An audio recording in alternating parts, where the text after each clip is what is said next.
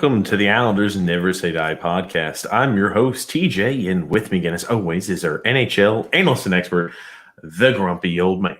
They say there's no shame in his game because he's always the same. What? Grumpy? What's going on, man? I was jumping the gun there. Jumping the gun. Oh, yeah, you're not kidding. I'm here. Oh, God, Grumpy. Yeah, not a great result tonight. Since the last live stream podcast, 2 regulation losses to the Pittsburgh Penguins. A lot to unpack. There's a lot to discuss, from Barry Trotz comments to this next little stretch of games. Grumpy, there's a lot to discuss. Grumpy, I do want to go ahead and get your initial reaction and take after tonight's loss. We're coming at the listeners of the podcast and the listeners of the live stream live on Saturday evening after a regulation loss to the Pittsburgh Penguins. I think we deserved better. I think it was probably saying the competition that we played against, I say it was the best game we played all year, from start to finish. I thought we beat the Rangers, but the Rangers are not very good. We beat the Devils, and, we had a great period against Buffalo. But I thought we played really well. Just a couple of defensive breakdowns and guys not finishing off their checks or – skating hard enough to spots, and give Pittsburgh credit. I mean, Letang is a really talented defenseman, and, Crosby had, I think, 2 assists today. Gensel, I mean, their high talent players came through in a game they probably should have lost. And that's our issue, honestly. Teams with more talent we win the games they should lose. They make plays to win, and we don't have that ability, except for one. Yeah, Grumpy. Can you hear me, Grumpy? Yes, sir. I certainly can. Okay, gotcha. It was rough. Grumpy. You're right, and I will tell you one thing. I don't know if you mentioned about Varlamov too, Grumpy, but man, Varlamov's been pretty solid for the most part back there in net, Grumpy. And again, I'm not pinning a loss on anybody, but there's definitely a few shots that he would like to have back. Yeah, I want to say the first one for certain and the last one. I mean, I think those are – here's the thing. Letang puts the puck on net. He's able to get it over that, his shoulder on the short side both times. And, that's what makes Chris Letang as good as he is. He's able to pinpoint. I mean, you don't see him slap shotting, just a wrist shot, and he puts it in the right spot. Like I said, the first goal, to me, Varlamov's got to stop that. I'm sorry. The last one, I'm going to blame, for the most part, Anders Lee on that. Gensel has the puck behind the net. He doesn't confront Gensel. Gensel makes a pass over to Crosby, throws it up to Letang. Bailey could have done a little bit better going after Letang, but he backed up. Perhaps he screened Varlamov a little bit, but it was almost the same exact shot he got beat on the first goal. So, I'm going to blame Varlamov on both of those, honestly. But if Lee was a little bit more proactive going after Gensel, that play never even happens. Well, Grumpy, I do want to chime in really quickly before we take too deep of a dive. We do have our sponsor to read from today because I'll always forget it if we don't go ahead and jump on that early. It's DraftKings. You've heard us talk about DraftKings, a leader in daily fantasy sports, and how a payday can come every day by entering their contest with huge cash prizes up for grabs. The week is jam-packed with action ranging from basketball to golf, and DraftKings has plenty of ways for you to have a front row seat to all the action. Making a lineup in DraftKings adds excitement to every night, and it's simple to do. Draft your lineup and feel the sweat like never before. Every moment means more with DraftKings lineup on the line. DraftKings has paid out over $7 billion to users across all sports. DraftKings is the leader in daily fantasy sports, so there's no better place to get in all the action. Now, all you have to do to play is download the TJ, you put yourself on mute, which is okay. I don't think he even realized what he's done. But actually, he's nothing but a pretty face anyway. So I'll just continue to do the talking and just say that DraftKings does sponsor the program. And TJ, you are on mute, just to let you know. Well, I'm just going to keep talking about the game. So, TJ, are you back? You're back. I can hear you. Now he's back. It doesn't matter. He doesn't know what's going on, and that's cool. Like I said, today's game, we certainly deserve to win today. just a couple of defensive miscues, like I mentioned. I thought that I thought Nelson played a little bit better today. It just kind of is what it is at this point in time. Going back, looking forward or looking back to the game the other night, you had, I wrote some notes down, and it was interesting. Like I said, also today's go, the second go. TJ, are you back on? Yes, Grumpy. Did the action come through, or did it get messed up? No, it messed up. You put yourself on mute for halfway through. So maybe you can do that at the end. I just said, hey, DraftKings sponsors the Hockey Podcast Network. So goodness, probably a little bit shorter than you wanted to say, but, is what it is at this point in time. So, well, hold on. Grunt, let me go ahead and read that because they're going to get on us about it.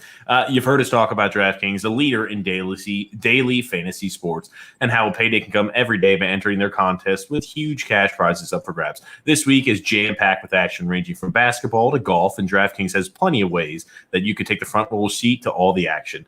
Making a lineup on DraftKings adds excitement to every night, and it's simple to do. Draft your lineup and feel the sweat like never before.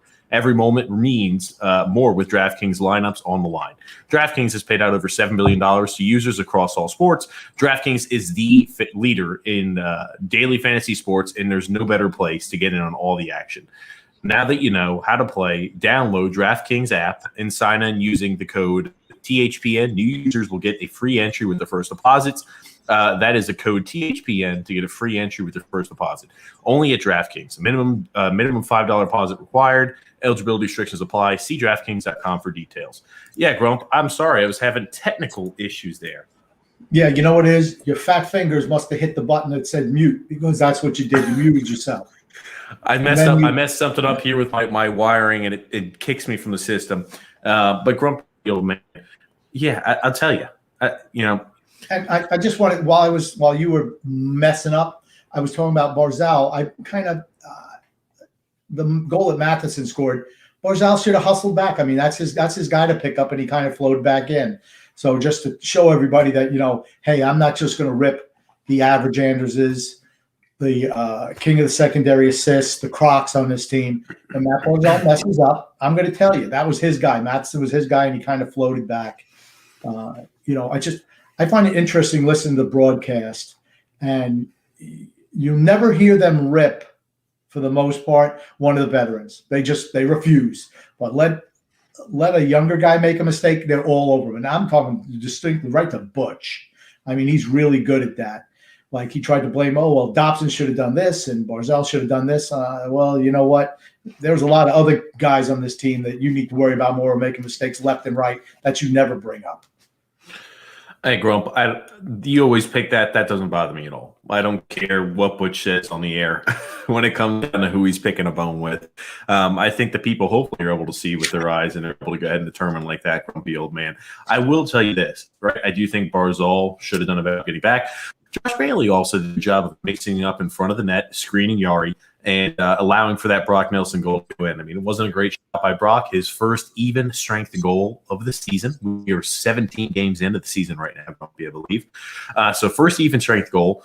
I guess it's a little bit of hopefully it's a weight off of his shoulders, perhaps in that sense.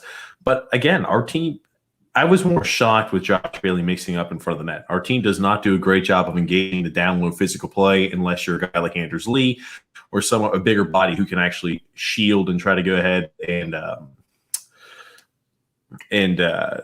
what's the word I'm looking for here, Grumpy, and try to go ahead and shield the goalie's vision.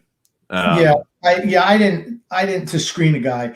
You know what? I didn't even notice that Bailey did that, honestly, because he never gets involved physically ever. So was he okay tonight? He was just okay. I didn't think there was anything special with his game again tonight. Like I said, he played a little bit better recently, and man, oh man, just like clockwork, they come out and say, "Oh, Josh Bailey." You hear AJ Malesko talk about how he's smart he is, and you hear Barry Trotz. They trot out that old line where Barry Trotz, I have it written down. It's so bad. He said, "I never appreciated Bailey until I started coaching him, You want to know why? Because he doesn't do anything that stands out. When you're looking at the other side, you ever say, wow, what does Josh Bailey do well? Does he shoot well? No. Does he pass well? No. Does he hit anybody? Stop. He does pass well. Come on, Grumpy. All right, come on. He's average. And then you hear AJ, right? Trumpet in the company line. They keep on him how smart he is. Do you ever notice they never say how good he is or how productive he is? Because he's not. So they keep on saying how smart. And they pounding that home. Every single broadcast now, they're pounding that home and pounding that home. Oh, he's so smart. You know what? I'd rather have a guy who's good as opposed to somebody who's smart. And he might be smart. Maybe he got good scores on his SATs. I don't know. But, as a hockey player, he's supposed to put the puck in the net, and he doesn't do that. I mean, he's had a couple of nice passes the last few games, but, the only reason they even stand out is because he's so poor otherwise. And they keep pumping him like he's so great. He's not. I'm sorry. Good. Did you get that out of your system here, Grumpy? Just don't bring his name up again. I didn't bring his name up. You did, Grumpy. Oh, well, maybe I did, Grumpy. I thought he did well. Did. I thought he did well today. You tried to make it sound like he was a guy, like he was a He-Man going in front of the net, engaging all the Pittsburgh players so Croc could get off his shot to put in the net. To screen the goalie. He did a good job of screening the goalie. That's what I was looking for earlier. He did a good job of screening the goalie, Grumpy Old Man. And we'll leave it at that. Grumpy, we do have a few comments here. Grumpy Old Man. Josh saying, team has no offense. What a joke. Too much pessimistic saying, we played well. We played well enough to win both games. And Eric also saying, tough loss. Again, that's... Yeah, I'll comment on that. The first game, I thought we just played okay. I mean, they're just frustrating because, we're not going to – unless we play really, really well, we're not going to beat good teams. I mean, I didn't think we played poorly on Thursday night, but something was missing. The jump was missing a little bit. And, again – you have Nelson and Bailey teaming up for a goal when the game's over. They're real good at that. And, today I thought we had much more jump. I thought we outplayed Pittsburgh. I thought the last game, I thought we played them even, but we're just missing something, and it's the talent level. And today's the same thing, right? I mean, if we have higher-end talent, we win that game going away. Pittsburgh does. They're kind of just scuffling most of the game, and they get a chance, and they score. And that's the difference between us and them, and us and really good teams, unfortunately. It was funny. I was pondering a little bit on the recent play, Grumpy Old Man. And again, obviously we know the offense isn't there. It's not at the level that we would like it at. But man, oh man, the comments that Barry Trotz made after the first game drove me insane. It drove a lot of fans insane. Drove me specifically insane. And we're going to go ahead and pull it up here for context. For those of you who are listening there on a podcast, again, we always recommend watch at least the video in post at the Islanders Never Say Die on YouTube. That's an easy way to go ahead and do it, Grumpy Old Man. But I want to go ahead and show you these comments that Barry Trotz made. Aggravated a few people. Let me just go ahead and read it to you. Oops, I'm sorry. I made a mistake here. I thought I was prepared. My apologies, Grumpy. All I know is whenever TJ has a point, he's got all his fancy little graphics that he puts up. Me, I got to write my crap down on a piece of paper and read it off. You think he would want to work with me on that, right? No, because my points are so perfect and so salient. He doesn't want to make me look good. But here it is. He wants to make himself look good so he doesn't possibly mess up like he does whenever he does, our ads or anything like that. So go ahead, TJ. Now go ahead, roll with your fancy little graphics. Well, not even a graphic. This is just a comment. This is the comment that Barry Trotz made to the media after the game. The question was directed, about Bellows' play. And again, it's important when we preface this to say Bellows did not have a good game 2 days ago. It's also important to say he was not the reason we lost to the Pittsburgh Penguins two games, or not this game, but the game before. And Trotz said on Bellows, he's been in every meeting, every practice, so there's no excuses. I won't make any excuses for Kieffer, and he won't make any for himself. Doe Cole went in and did a really good job. Wally went in and has done a really good job. That was Kieffer's opportunity. Now, let me tell you this. I made a comment about this, and people seem to get it confused. They think when I tell there should be equality of how you treat players to the media, always. You should treat all the players the same to the media. You shouldn't go ahead and have certain players that use as scapegoats to the media. I don't care what you do behind closed doors. Some people need the carrot. Some people need the whip. Simply meaning some people need affirmation. They need to be told, you're doing great. You're coming along great. That's just what motivates people. And some people need the whip. And I have no problem at all what you're doing behind closed doors. If Kieffer Bellows needs a whip, give him the whip all he needs. If he needs a carrot, give him the carrot. Whatever you think is going to help him improve and better his game. What I don't like, though, is how we're singling out certain players in the media. That is I've never been a big fan of that. I mean, like when Leo Komarov went out there, his first game back. Remember, this is Kieffer Bellows, Scrumpy Old Man. I'm sorry I'm going on monologue. This is Kieffer Bellows' first game in like 2.5 weeks. And when Leo Komarov, his first time out there on the ice was, he's got a longer leash. Even though he took that 5-minute major penalty there, I never thought about benching him. He never skipped a shift. And I know even though he was out there directly and he didn't cover his man back checking and it led directly to the goal against that cost us the game, it didn't really bother us too much. Again, I'm paraphrasing. He didn't exactly say that, but it didn't affect his thought process of rolling Leo Komarov continually out there on the ice. And, Kieffer Bellows has one poor game. And here we go. That's your opportunity. Again, I have no problem if you're telling him that behind closed doors. What I don't like is when you tell him that through the media. This happened post-game right after the game, Grumpy Old Man. So it's not like he had a chance to talk with Kieffer before this. This was a question asked right after the game. And, Kieffer Bellows after the game, maybe he finds this out over Twitter. Oh, shit, that was my opportunity. Again, I don't know what goes on behind closed doors. I am never a big fan of ripping players to the media. Never have been, never will be. Yeah, well, you want something that was, it's funny. That's an Arthur Staple tweet. That lapdog just prefaced the question so he could verbally attack Bellows. Well, what about Kieffer? Really looked like he struggled in that third period, keeping up defensively. I know when it was Komarov, he certainly didn't weigh his statement like that. He didn't say it like that. He worded it different. Believe me, these guys know exactly what the coaches want. That's what sickens me about the media that covers the Islanders for the most part. They won't cover them fairly. They're too busy trying to be lapdogs. I need to get my information from these guys because they're not feeding me information. So I'm going to butter them up. It makes me, and you listen to all of it. It's all the same thing. The group speak. I mean, Leo Komarov, right? Okay, just even look at that comment. Michael Del Cole went in and has done a really good job. Well, who played today? On that. Well, line. Michael Del Cole got injured, Grumpy Old Man. I'm sure, as you know, he took that slap shot. He took a shot there in practice or something along the sorts. He got injured and he was out, so he was not able to dress. Otherwise, I guarantee you it would have been Michael Del Cole back in action today. Grumpy Old Man. Well, they did. Well, why not give and why put Komarov back in? What does he bring to the table?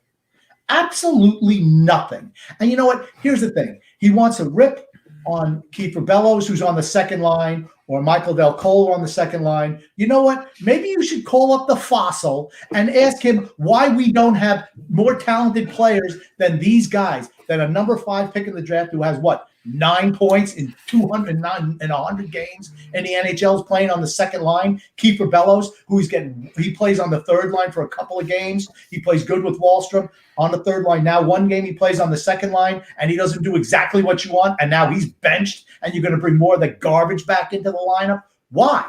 You deserve to lose. Komarov was out there lost today as usual. I mean, he can't keep up. He just can't. Sidney Crosby made him look like a fool on a number of occasions out there. I'm scared. Honestly, when he's out there, when the fourth line's out there against Crosby, I'm scared. I'm absolutely scared to watch them because they're just getting absolutely dominated out there. 1,000 games for Crosby.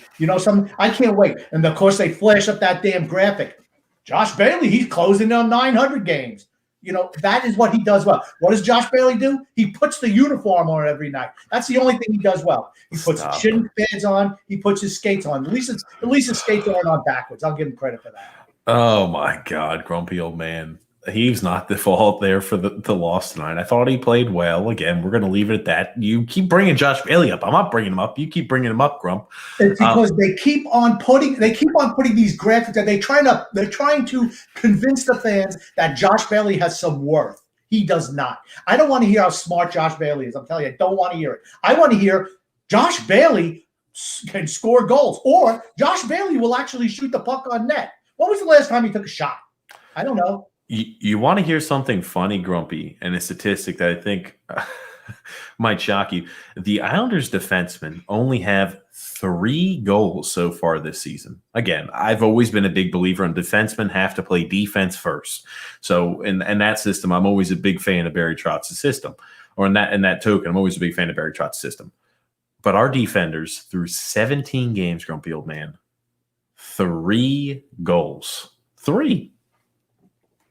Well, we don't engage our defense in the offense. They want to win every game 1-0. Hopefully they'll get a lucky goal, or something like that, and we have to play peerless defense. I mean, that's the way it is. You're not going to win. Again, I'm going to tell you. Maybe they should have an organizational meeting and just a meeting and ask, what do we really want to accomplish as a team? Are we happy just squeaking into the playoffs and getting knocked off? Or maybe we could advance to the Eastern Conference Finals, maybe. Or, maybe we can get past the first round. Is that the organizational goal? Or is the goal to win a Stanley Cup? Because if the goal is to win a Stanley Cup, they need to blow up the team and start over. If that's your goal. But, maybe that's not their goal. That goal is probably, we want to make sure there are fans who come into the new stadium. That's what I'm thinking. We want to make sure that we have enough wins where people will want to come see us. Because the only reason they're going to see the Islanders is because they win. It's not because they're excited by the play on the ice. Because we're not an exciting team to watch, except for one guy on the whole team. Grumpy, you went on a monologue there. I had a few points I wanted to bring up. But I wanted to tell you, this was about, obviously it's only a 2-game stretch, but that was about the worst outcome we could have hoped for. 2 regulation losses to the Pittsburgh Penguins. We talked about it in the last pod stream and the last live stream, grumpy old man. The worst thing possible for us is to lose these games in regulation. Pittsburgh was at the time period on the outside looking in on a playoff spot.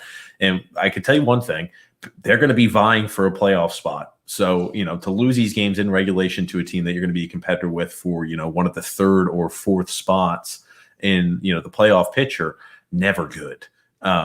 And the schedule for the next 4 games, it's going to be relatively tough, grumpy old man. On Monday, we play the Buffalo Sabres.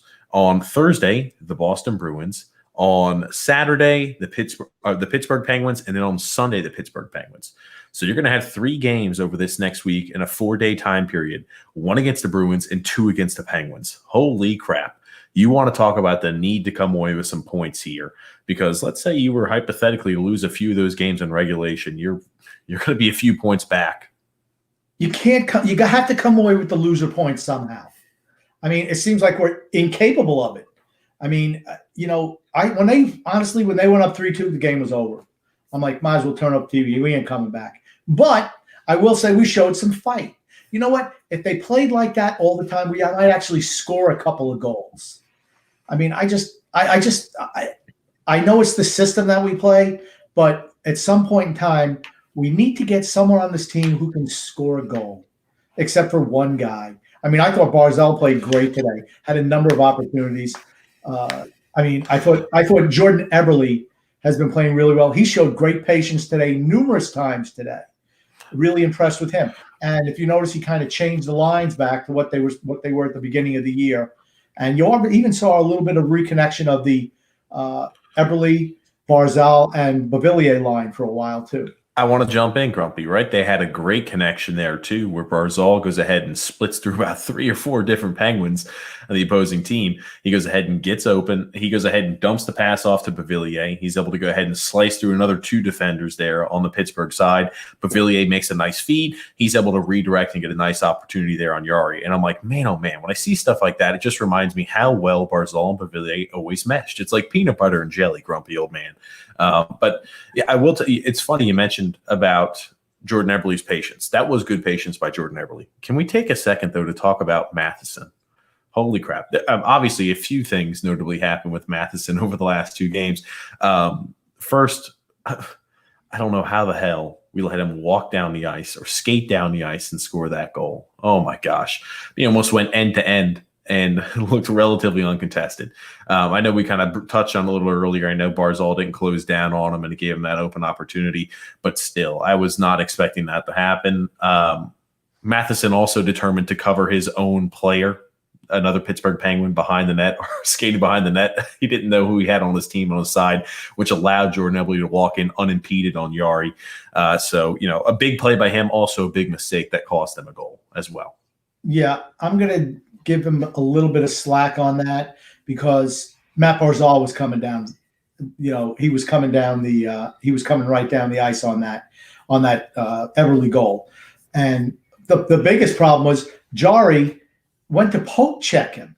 I mean, there was a couple times he did that almost ended up on goals. The first one, the one did end up on a goal. And then later in the third period, he tried to do the same thing with Barzal, and he just made the save on it. I don't know why he wants to poke check everybody. Just maintain your spot. And, when you're back defensively, you want to be able the goalie, let the goalie handle the shooter. You take away the guy on the pass.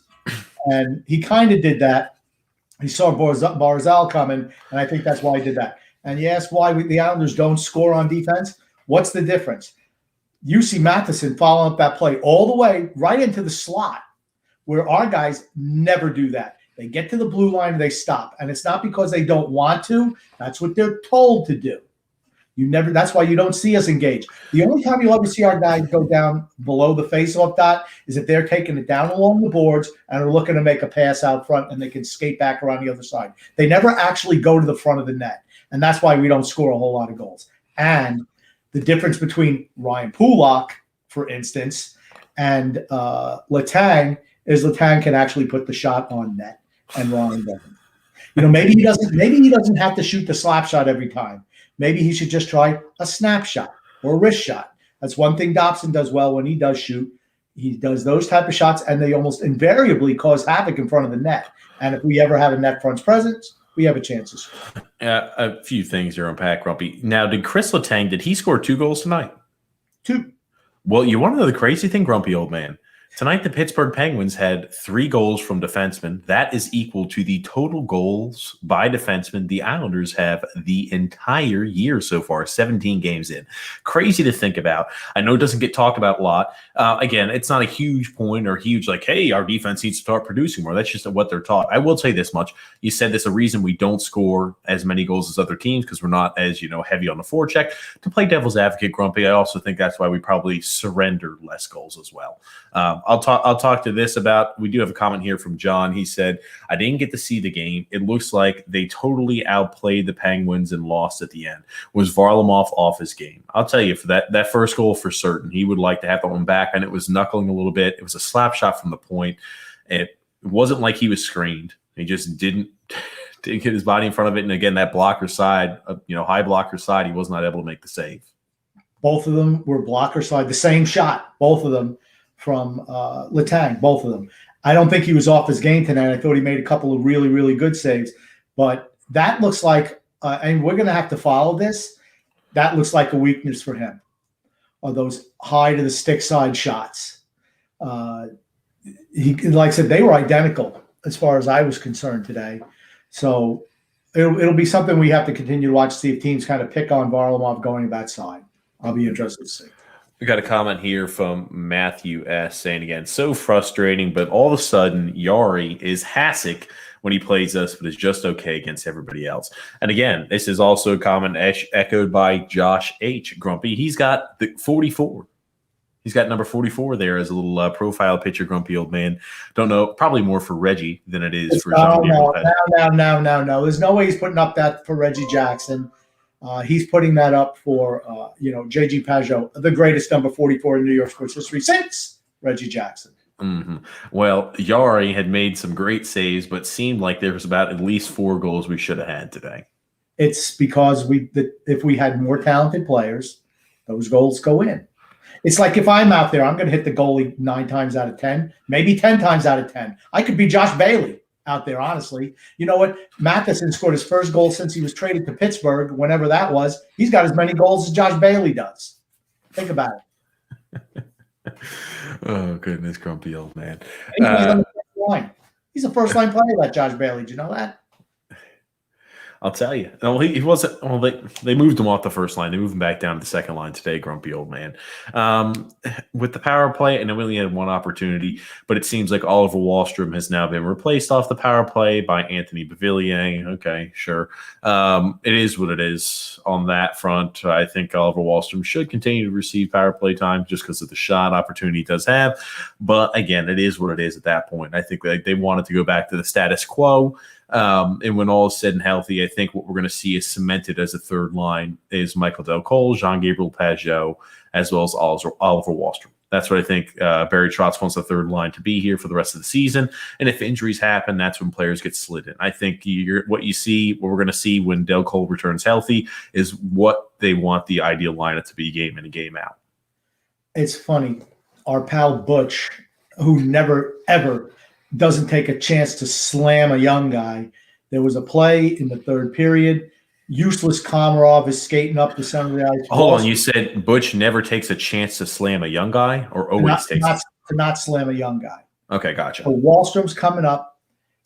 He's coming up along the right wall. He's got a guy in front of him, and you have Komarov lumbering down the center of the ice, and Wahlstrom slams the brakes on and tries to regroup and make a pass up. And he was saying, "Oh my gosh, Komarov was coming free down the middle of the ice." Okay, he wasn't free, first of all right, Butch? He was not free. And then he says, "You know what? Wahlstrom has to keep his head up, and make a pass over there." I said, "You want to know something? If Wahlstrom comes up and makes a pass and he gets picked off because that snail Komarov doesn't make, and it comes back the other way, he's going to get benched." He does exactly what they tell him. You get up there and you chip it in or you regroup. That's what they're telling Wahlstrom to do. And he's bought in because he wants to play.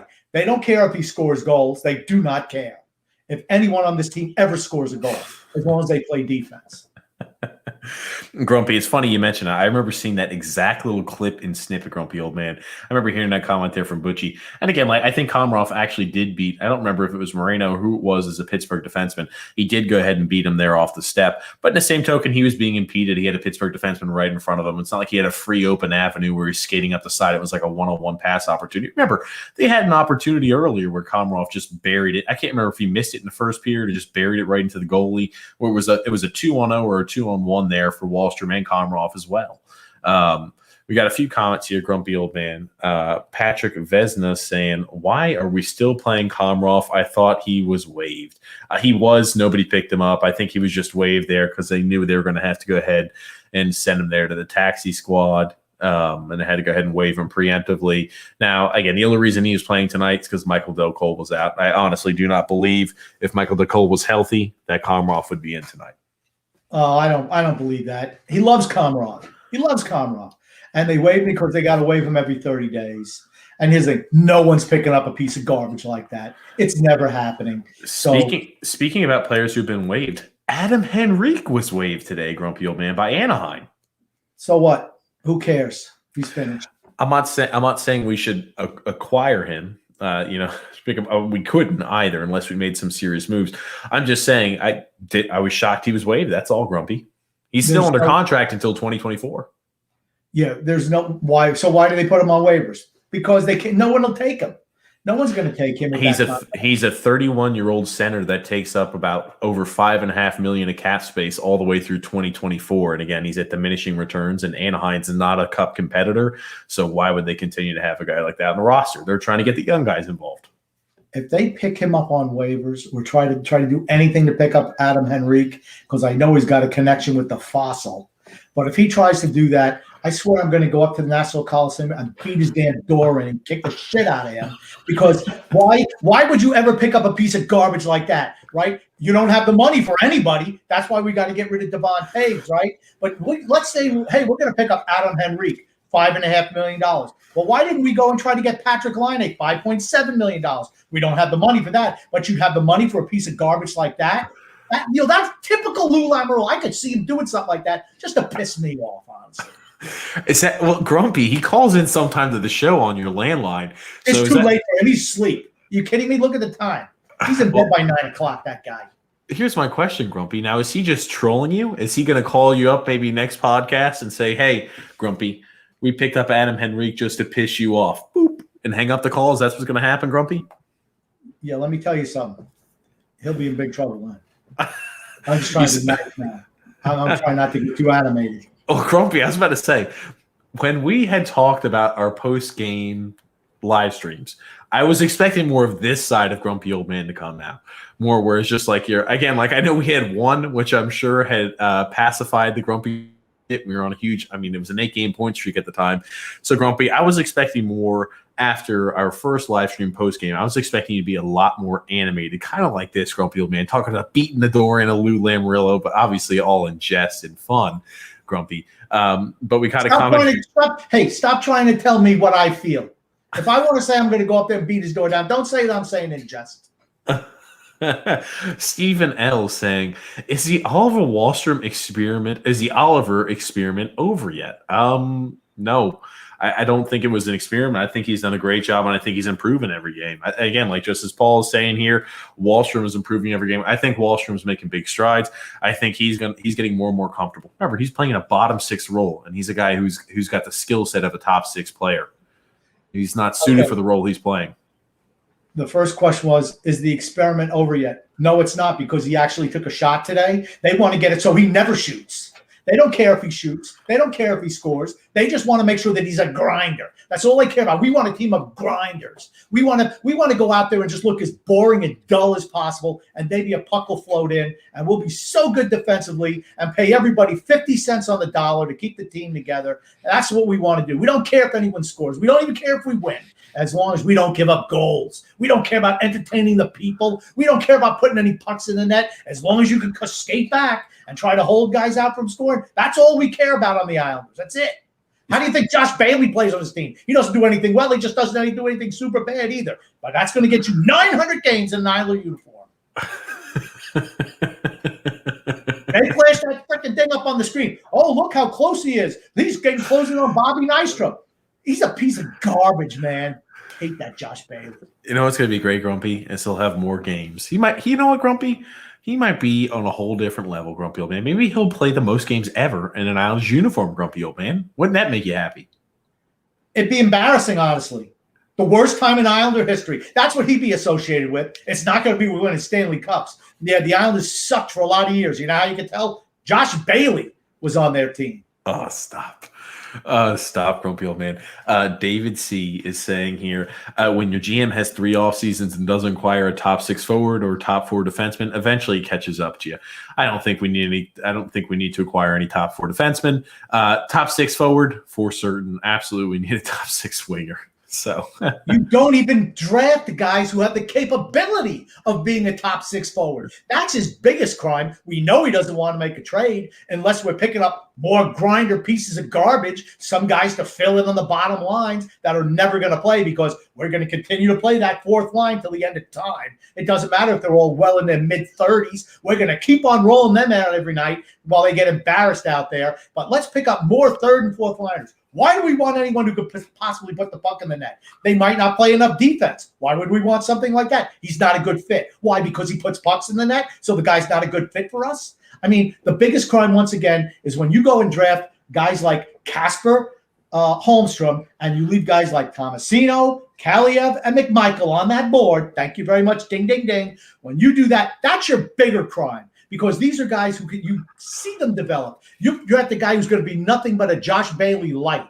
I mean, that's not how you win games. Or what's his name? Krunstaff, whatever the guy. Lundkrantz, Grumpy Old Man, Lundkrantz. Okay, what's his description? 3rd wing grinder. That's the guy you take a chance on in the 3rd line. Go. Why don't you pick somebody in the 3rd round? It's a crapshoot, right? Pick somebody who says, you know what? This kid, he don't play any defense, but he can put the damn puck in the net. Those are the type of guys I want. Okay, well, Grumpy, you complain about that all the time. And again, I tell you this all the time. Number one, everybody at their bingo boards at home can go ahead and say, yes, Grumpy Old Man hit on that. We should have drafted XYZ over Simon Holmstrom. You go ahead and mark that one off. As it happens every single live stream and podcast.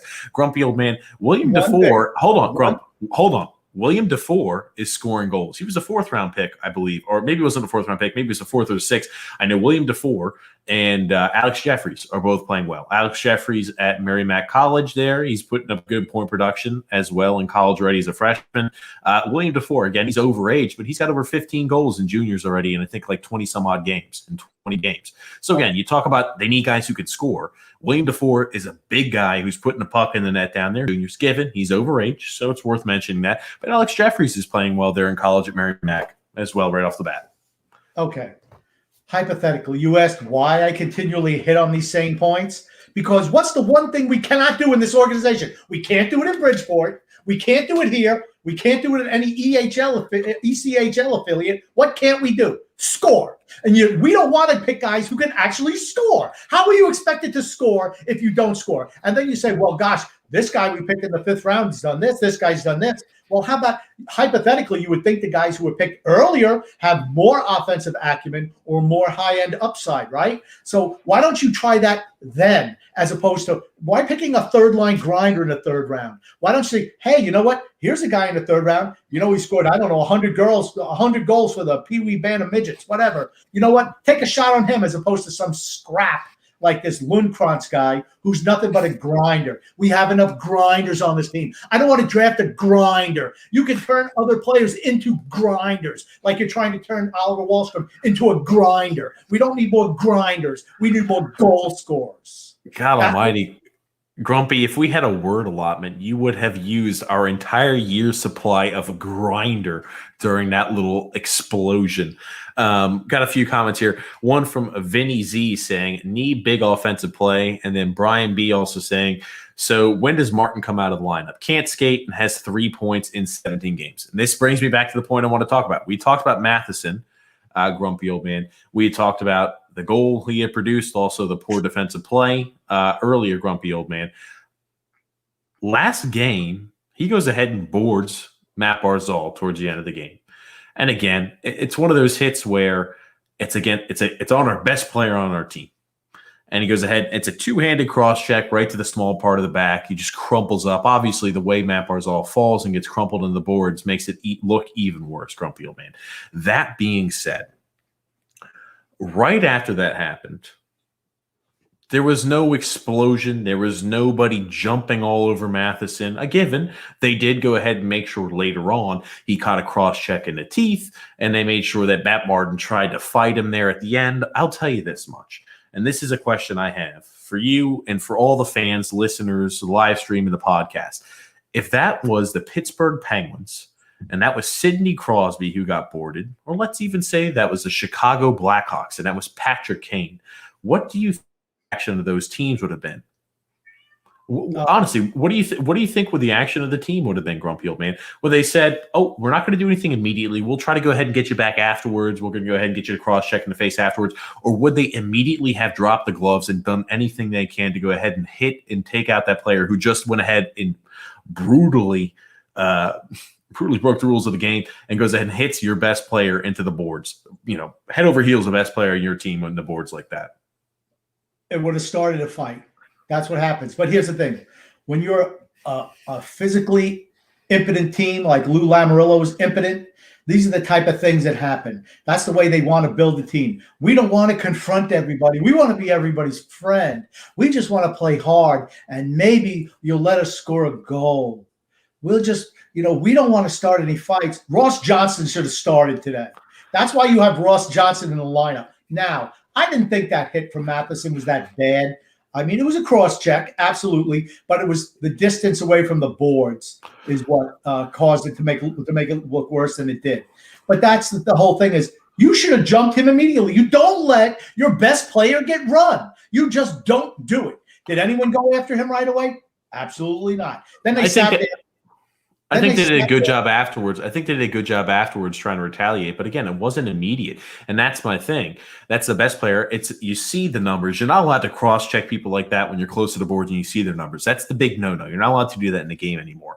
Again, the reaction I would like to see, and especially if I'm a player on that team, if I'm a smaller, more skilled player, I'd want one of the bigger guys who necessarily aren't as skilled with the offensive acumen. I want them to go in and pummel the living shit out of the guy who just hammered me from behind the boards. That's what I'd like to have happen. It's not like I need Anders Lee to go ahead and give me a two-handed cross check in the face at the end of the game. You could do that too, right? You fight him. As soon as he gets out of the box, you still go ahead and carry that mentality with him the rest of the game. Remember, Matheson was the same exact guy who took that dirty, cheap hit against Johnny Boychuk and launched his body up him against the playoffs last season too and aimed at the head. It's the same exact guy, did the same exact scenario. My thing is, why was there not an immediate reaction? I like the way we reacted after the fact, but as soon as something like that happens, I'd love to see the fire immediately come out of the Islanders.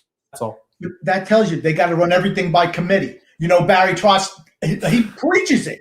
Don't take a retaliatory penalty. Heaven forbid, because we can't go on the penalty kill. We want to win games 1-0. That would lower our chances of winning a game if we gave up a power play goal. Please don't do that. You know what? Here's the thing. They should have jumped him immediately. And if they didn't do that, the next time Crosby comes out on the ice, you knock his teeth down his throat. That'll stop it because you know something? You want to run our guy? We're going to make your guy pay double. That's how you have to handle that stuff. You don't let him get away with that. And then you know what? Today, you send Ross Johnston out there and you have him attack Crosby on his 1000th game. You want to play 1,000th game? You're going to be out there for 2 minutes and then you're going to be back in the dressing room. That's what they should have done. They don't have balls on this team. I'm sorry. Oh, grumpy old man. These are facts. Hey, hockey's a man sport. Man up. Oh, grumpy old man. We're going to change. I'm sorry. I didn't mean to channel that inner demon in you, Grumpy, or the inner dragon. Too Miss Pessimistic said, any bona fide finisher would have helped us tonight and the previous night for certain. Again, like that's just the last part we're missing. Again, I think it's obviously welcoming if we're able to get some offensive production, 5-on-5 play out of Brock Nelson and anybody in the top six. That's huge. Jordan Eberle, again, he's a real streaky scorer. He seemed to be relatively consistent. I think Anders Lee's done a good job so far this season putting the puck in the net too. We just need to continue to see this. I'm not expecting a lot of offensive production out of our defense, but it would be nice to have more than 3 goals in 17 games from our defensemen. Okay. 2 years ago, the Armadillo and the Fossil came out and said after their first year there, yep, we know we have to improve the offense on this team. It's imperative that we improve the offense. What have they done to improve the offense in 2 years since they made those statements? It's so obvious to every fan we need to be able to score. What have they done to improve that? What has the Fossil done? Isn't that his job to get more talent for the team? Does he do it? No, he does not. Anytime, hey, Patrick Laine's there for the taking, right? Do we even take a shot at him? No. Why? Who the hell knows? But let's get rid of our young defensemen and keep the other pieces of garbage on this team, the old people. And let's give the $6 million man another contract. Give him another contract. Grumpy, he did bring in Jean-Gabriel Pageau, which did help out. Again, what you talk again, I know. They didn't bring any top 6 help for certain. Grumpy old man. They did bring in Jean-Gabriel Pageau, though. I got a comment here from Frank. Again, this is a long one, Grumpy, so we're going to have to ask you to strap in. When does the fan base start to blame the organization for lack of developing scorers and not making their youth feel like they don't score, then they'll be replaced by 98-year-old grinders who can't score? Since the 90s, they've developed 2 scorers. We know who those 2 are. Barzal isn't a scorer. He's not one of the 2. Put Wallstrom and Bellows on the high-flying and play-making teams, and they'll be scoring 20 to 25 goals. It's not the players. It's an organizational failure. I agree. I 100% agree. And that's what happens when you draft guys like Casper in the first round, when guys who are proven goal scorers in the minors wind up not being drafted and go on to success with other teams. And where's Casper? He's wallowing around down in Bridgeport in another losing atmosphere. I think he did score a goal. I mean, I think they've how many points does Bridgeport have this year? 1 win? They've got one. Hold on, Grump. They've got 1 win, I think, in 5 games or 6 games. I really don't keep track. All you need to know is they're going to have a miserable record. They don't score many points. I know. I think it was yesterday they were shut out. The convenient thing is all the games are at 1 o'clock. So when I'm on lunch break, I at least get to see some games and hockey action from Bridgeport. I mean, think about it. Think about, okay, you say you want to give the young guys a chance, right? 1 game is not a chance.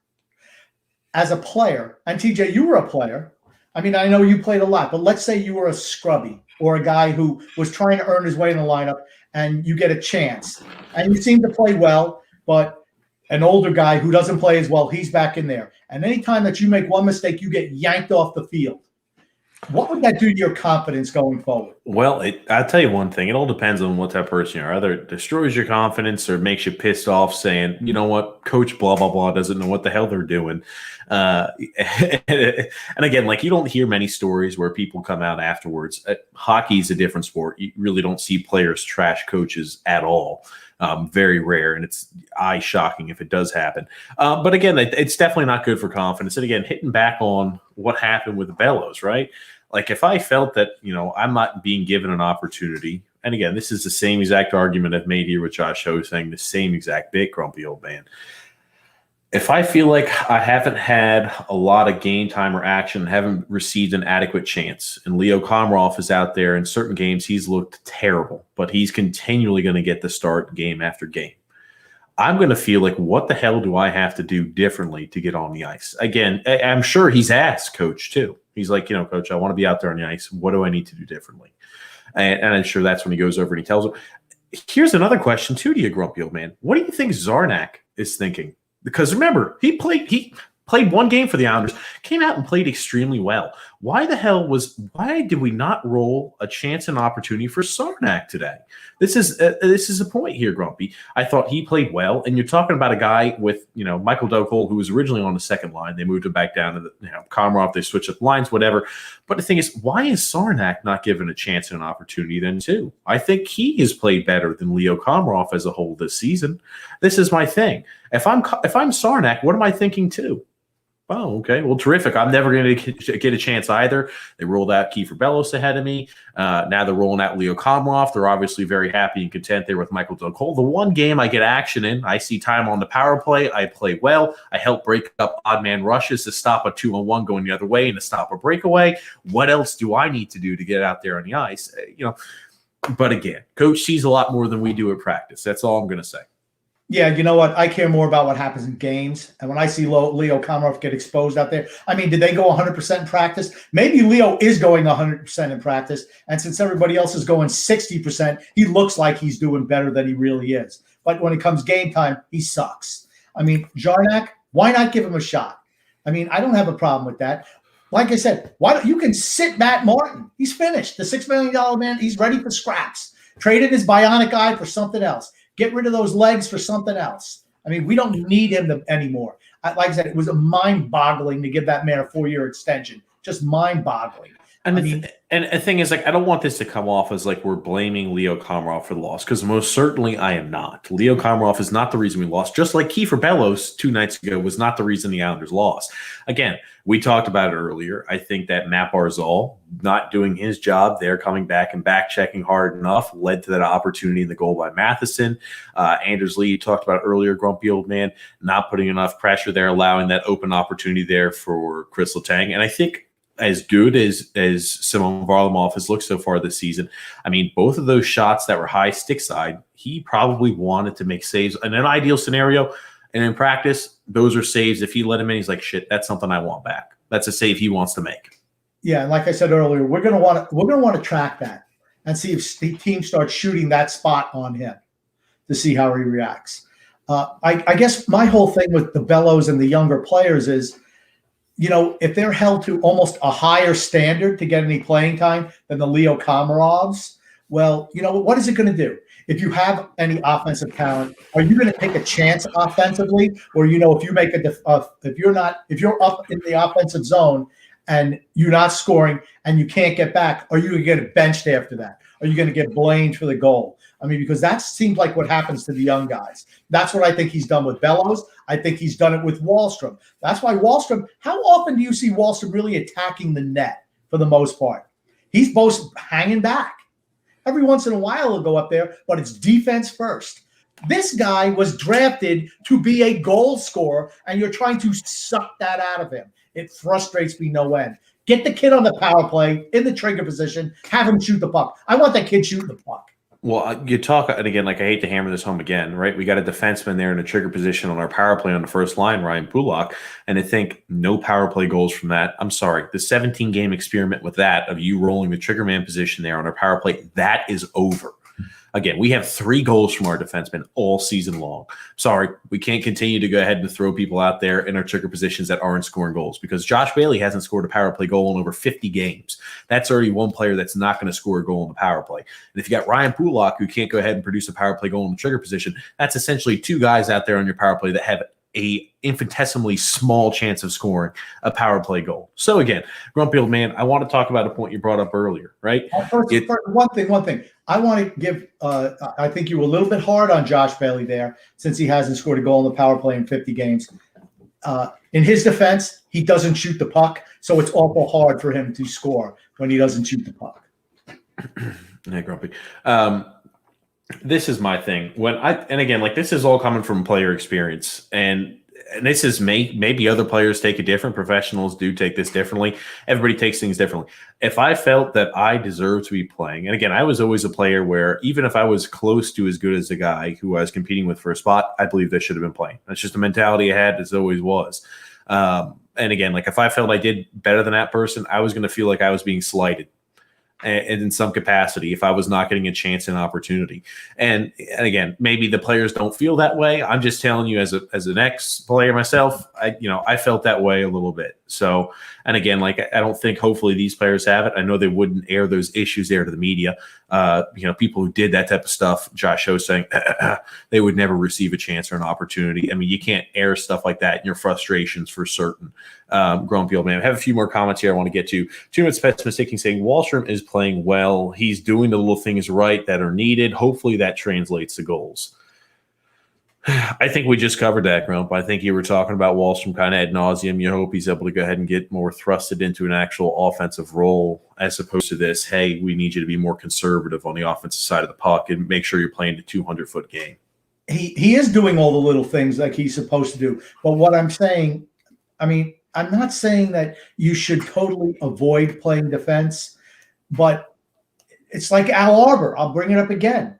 Mike Bossy, he said, I can teach him to play some defense, but I can't teach a guy to score goals like that. You don't want to sacrifice so much of what he does offensively to play defense. He's there because he can score. You want to accentuate what he does well. Not try to squash that to jam it into the system that you want to play. We need guys who can score goals. We don't have that. If Oliver Wallstrom can, that's what we need him to do. Got a comment here from David C. talking about earlier saying, Frank K., the great Thompson hasn't developed a forward since Brock Nelson 10 years ago. And again, you want to talk about developing a forward. I would say that Brent really developed that forward.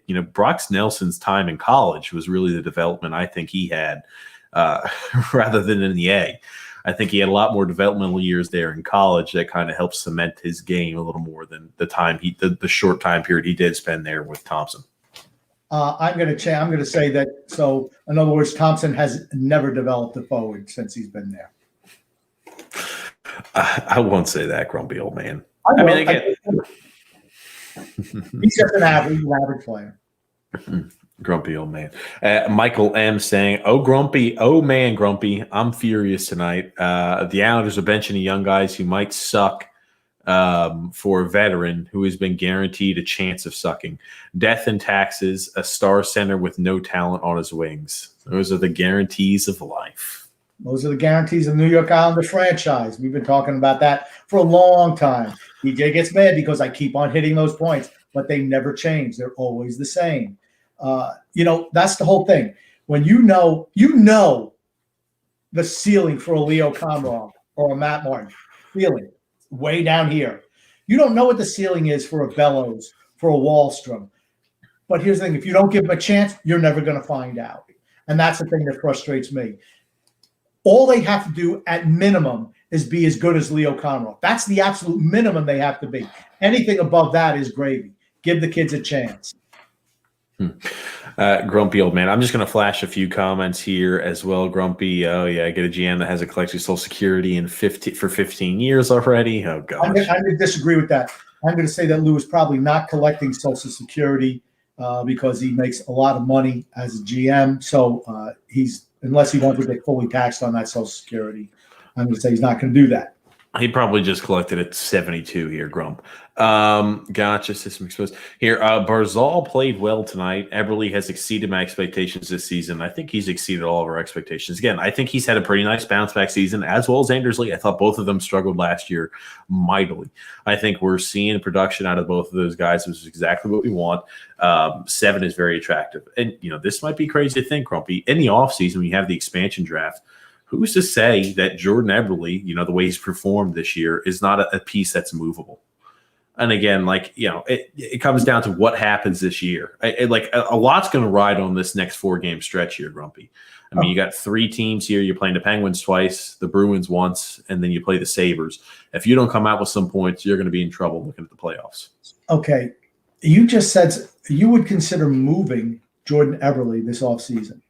This is what I mean. I'm talking about if you want to go ahead and start reshaping the way the team looks, if you want to have an open spot, an opportunity for Oliver Wahlstrom to step in, or if you want to go ahead and make a move there for other, possible free agents that are, available there as wings, top 6 wingers.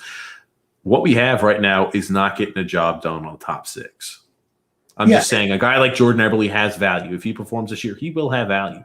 Again, it's another guy who's going to be older. You're going to see more diminishing returns long-term with Jordan Eberle too. So again, that's all I'm talking about. I think Jordan Eberle, if he's performing now, that's awesome. It's great for this year. It's great hopefully for next year too. But you're going to see diminishing returns, and he does have one of those contracts that are with a lot of term to it. Yeah, he's got 3 more years left on his contract. That's after this year.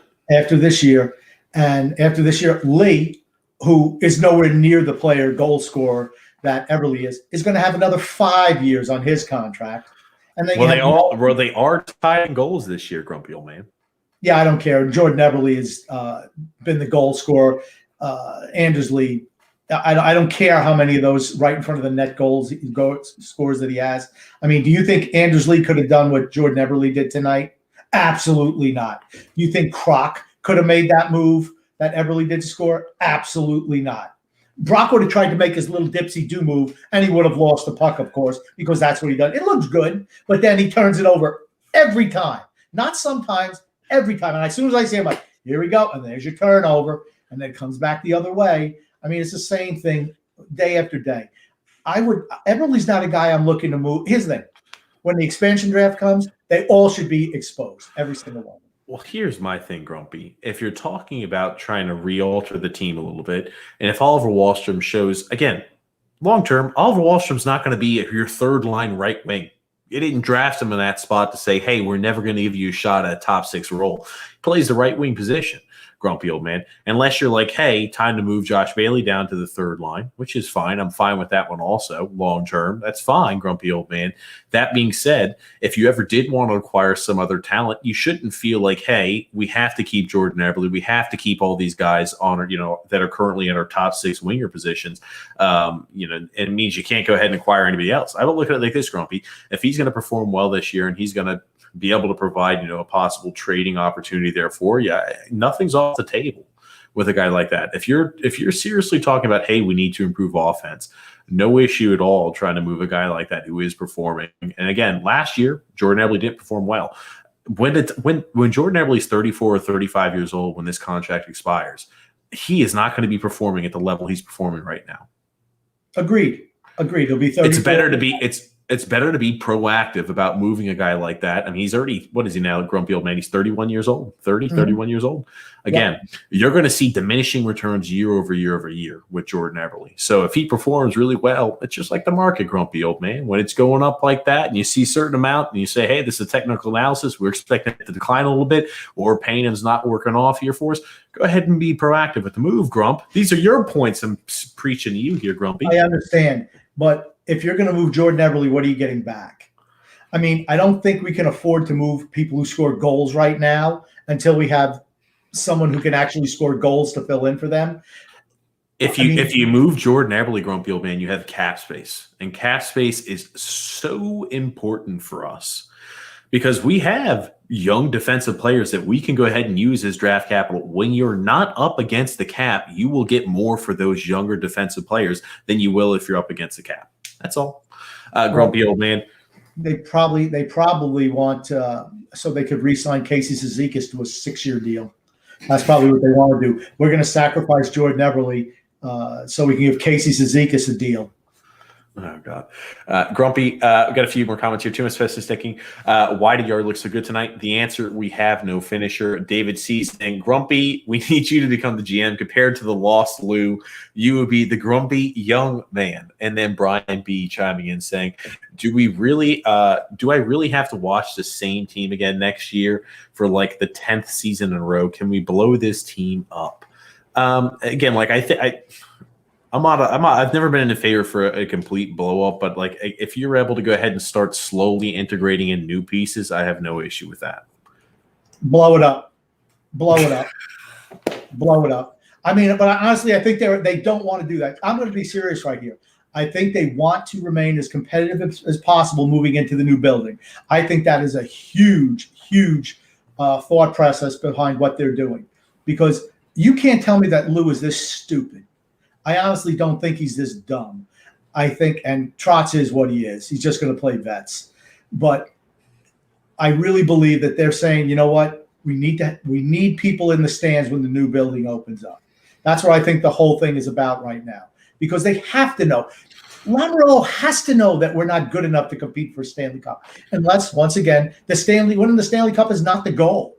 The goal is to, be competitive, make the playoffs. And a lot of fans think that way. Younger fans are like, oh, man, our team's always sucked. Look at us. We had 100 points in a season. Who cares?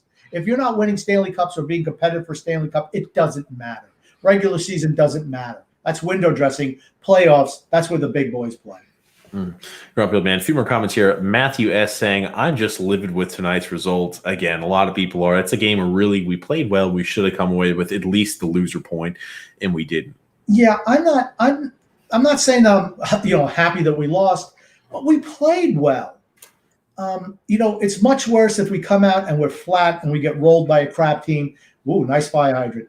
That's the type of thing that drives me crazy. It makes me, or losing to Philadelphia. Those are the things that drive me crazy, honestly. But we played well today, and a couple of mistakes. And it's just frustrating because we don't have the talent to win games like that. If we don't get a couple of lucky breaks, we're not going to beat really good teams. Yeah, grumpy old man. David C. saying the identity line should be renamed to the invisible line, grumpy old man. And as well here, Darren chiming in. Darren Z saying we simply can't finish.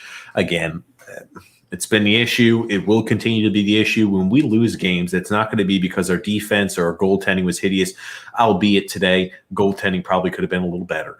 But it's not going to be like, oh, we surrendered 8 or 9 goals because our defense was terrible. It's going to be, oh, wow, we couldn't usually – and generally speaking, it's going to be we can't go ahead and match the offensive firepower the other team has. So when they're on target and they're putting in all their opportunities and chances, we're not able to keep up offensively with that.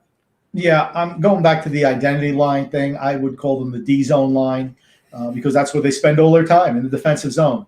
That said, I thought they looked a little bit better in stretches today.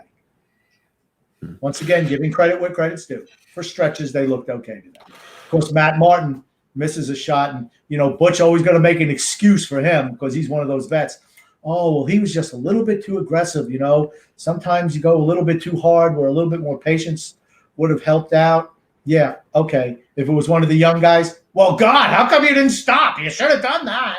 Come on, Butch. Stop carrying Barry and Lou's water for them.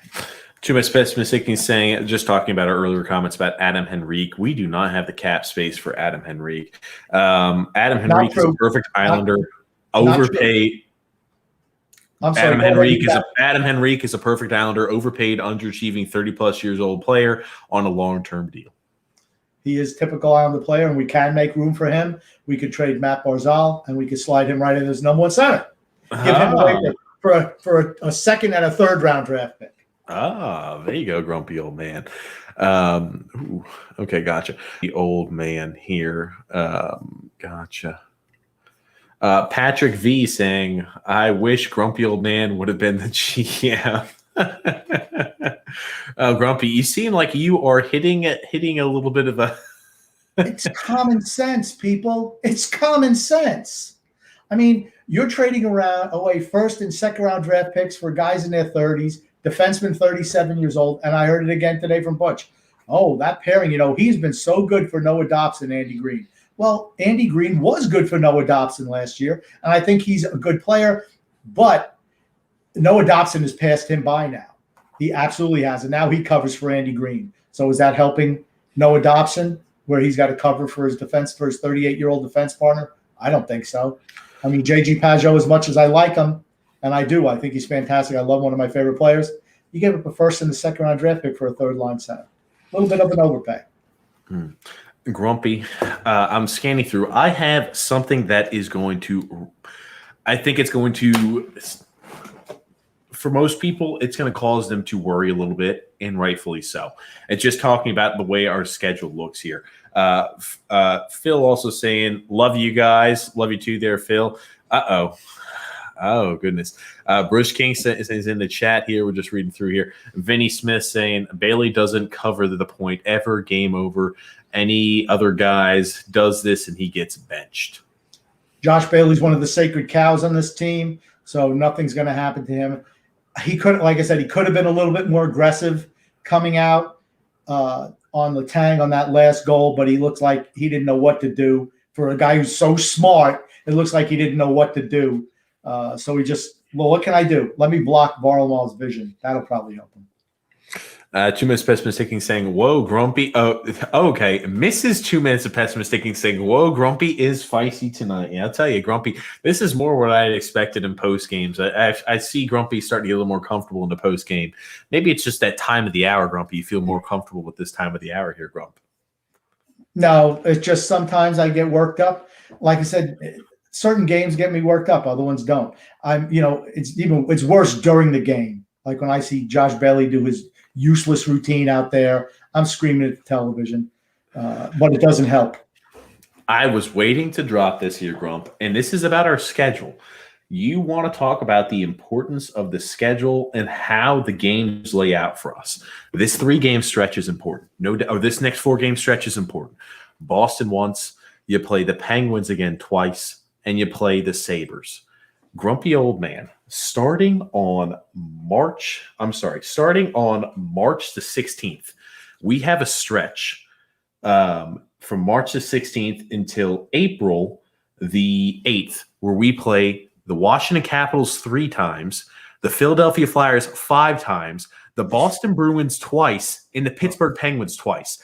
Over that entire stretch, we play Washington, Philadelphia, Boston, and Pittsburgh. Holy crap. You want to talk about, we have 12 games over that stretch, Grumpy old man. Washington 3 times, Philly 5 times, Boston twice, Pittsburgh twice. That is going to be the meat and the potatoes of our entire season. That stretch right there will make or break our season. You're hearing me talk about it now. that stretch right there is going to make or break our season. How many times? It's Washington 3 times? Washington 3 times, the Flyers 5 times, Boston twice, and the Pittsburgh Penguins twice. Well, I mean, I realize things change, but Washington's just absolutely dominated us when they played us this year, and that's without their big players. So I don't expect that to change. I think we've played Boston very well. Both times we played them. Philadelphia, I think we've outplayed them. Pittsburgh, I think we've actually played up with them. The fact is, we can't score goals. If we don't score goals, we don't win those games. If we score goals, we will win those games. It's just that plain and simple. I don't think with the exception of Washington, who's owned us this year so far, it's only been 2 games. But I think we match up with all those teams. But we don't have the offensive firepower where if we make a mistake or two, the game's over.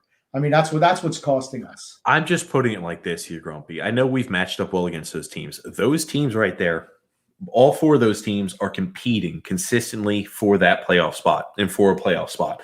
And when you have a 12-game stretch and every single one of those are against a legitimate playoff contender, I'm just saying that is a tough part of your schedule. The thing is, we have to rack up some points here starting March the 2nd. And again, this is after our Sunday game next week against the Pittsburgh Penguins. We play the Devils and the Sabres here. We have one game scheduled in there against the Bruins, but you play 3 games against the Sabres, 3 games against the Devils in your next 7. You really have to take advantage of that time period and that stretch. If you're unable to do so, you're going to be ruining it because, again, Grumpy, I mean, you look at this schedule here, that is a fierce-looking schedule against the Flyers, the Penguins, the Washington Capitals, and the Boston Bruins. That is a lot of games against some real playoff competitors and contenders. And you realize that 3 of those teams, one of those teams is in first place. The other 3 are tied with us for second. Yes. 4 teams are tied for second place. And I'm going to tell you again, it's going to come down to us and Pittsburgh for that final playoff spot. I really believe that. I think Philadelphia is going to make it. I feel Washington is going to make it. Boston's going to make it. And it's come between us and Pittsburgh, which is what I said, I believe, at the beginning of the year. I said it's going to come down to us and them. Grumpy old man here. I'll tell you. Okay, Brish is talking about here the fighting and the retaliation. Trotz does not tolerate retaliating. And again, I'll put it like this. I get it. He doesn't tolerate retaliating, which is the same reason why you see Ross Johnson very rarely fighting, if at all. I'm just putting it to you like this. If that is any other team in the league, and that's Sidney Crosby, that's Patrick Kane, that's their star marquee player, and they get absolutely hammered and boarded from behind by a player who last year in the playoffs took a cheap and dirty shot at another one of the veterans on your team and launches his body at another one of your players' heads, you know what? Every single opportunity, they don't forget that type of stuff. And the human nature of you is to say, you know what, you're going to pay for what you've just done. We're not going to get bullied and pushed around. I hate a team that gets bullied and pushed around. And again, I think we responded well after the fact. And I saw, you would be shocked, Grumpy. There are people upset with Anders Lee taking that 2-minute penalty for cross-checking Matheson in the face there with this. Oh, technically, he didn't take a penalty because they scored on the empty net goal afterwards. But there are people upset with that move. Well, you know what? I don't know. Is there anybody who listens to this podcast?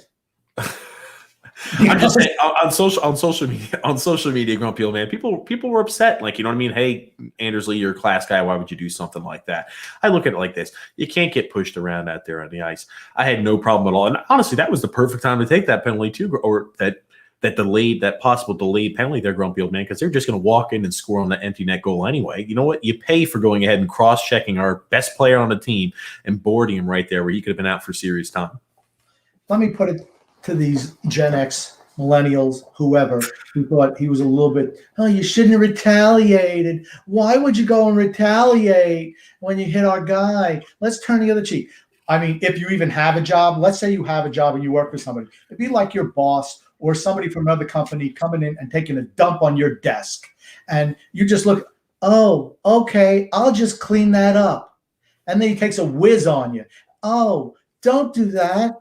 What should I do? Sometimes you got to stick up for yourself. Hockey is a sport. It's a man's sport, okay? You need to get out there. You can't let somebody push you around because then that's the way the Rangers used to be. They used to let the Bruins push them around. They were far more talented than the Bruins back in the 70s, but they let themselves get pushed around. The same thing against the Flyers. Those teams win because they want to win. There's a certain thing that you need. It's called toughness. The tough teams win. How many times do you see the little scaredy cat teams win the cup? Tampa Bay Lightning, right? Year after year had the most talent on the team. Until they got some guys who weren't afraid to mix it up, they didn't win anything. As soon as they get those guys, a little bit of sandpaper on their lineup, they're all of a sudden Stanley Cup champions. It's not a mistake. Yeah, again, like you always have to have a little bit of that toughness here, Grumpy. Bruce King just said, we missed Taves production big time. That's a good point. I've been talking with other Islander fans who are saying, oh, you know, not a big deal. We lost Taves. Some people argue he's not even and again, some people don't like Devon Taves, and I'm not sure if it's just because the fact that he's gone. Now it's like, hey, we don't value him as much. But Devon Taves has 3 goals as well this year. Again, for a defensive core that only has 3 goals as a whole, and we have, you know, our trigger man position on our first power play unit, the role is filled by a defenseman. You would expect more than 3 goals from our defense 17 games in. So we're looking for answers. We're looking for goals. Has to be done there on the wings. We need a little more production there from the top 6. We also need a little bit more offensive production there from defensemen there on that power play unit. I get it. They're making some assists, and the power play has been successful. In the same token, man, oh man, 3 goals by our defense, 17 games into the season. That's something also important to watch here long-term, Grumpy. I'm interested to see how long that trend will continue. Yeah, but you're talking about Taves, right? Well, you know something? What he did was cover up for the weaknesses in Scott Mayfield's game. Nick Leddy doesn't do that. Sometimes you don't appreciate somebody till they're gone. And like I said, I like Devon Taves. He only played a year and a half in the league because, once again, he wasn't going to play up on the big league team, even though he was more than ready, because we wanted to give Thomas Hickey a chance, regardless that he was the best player, the best defender in that training camp, but he wants to go with the veterans. Just another example of the Barry Trotz, the way he thinks. But Hickey gets hurt. Taves comes in halfway through the season, and he never leaves. He winds up Wally Pipping Thomas Hickey, which is what he deserved. But you look at Mayfield now and Mayfield when he played with Taves. You see the difference? I do. That second pairing is a disaster most nights. And today was not. It was another example of the same thing. They played well together. Devon Taves able to move the puck. He's able to create offense. That's what we're missing from the back end, right? I was about to say, we really understand the magnitude and the ability of Devon Taves and what he had, because the mesh has not been there with Scott Mayfield and Nick Leddy. And Nick Leddy plays a sort of similar game to Devon Taves. They have this sort of similar game style. They're both, speedy defensemen. They both can move the puck, etc. But in the same token, we have seen how much we've missed Devon Taves with the defensive lapses we have there on that second defensive pairing here, Grumpy Old Man. Brush saying here, Bellows had his chance. He messed up, and now he deserves to take a seat. Yeah, for certain. It's worth taking with a grain of salt, though. Hadn't played in 2.5 weeks, didn't play well. He should take a seat. My thing is this. I think Zarnak had played extremely well when he was given the opportunity. Why not roll the dice on a guy like that if Michael Doug Cole's out? That's always the biggest thing for me. Why not go ahead and roll the dice on a guy like Zarnak, who played well in the one game he had received action in? My thing is, one game is not enough of a shot. I'm sorry.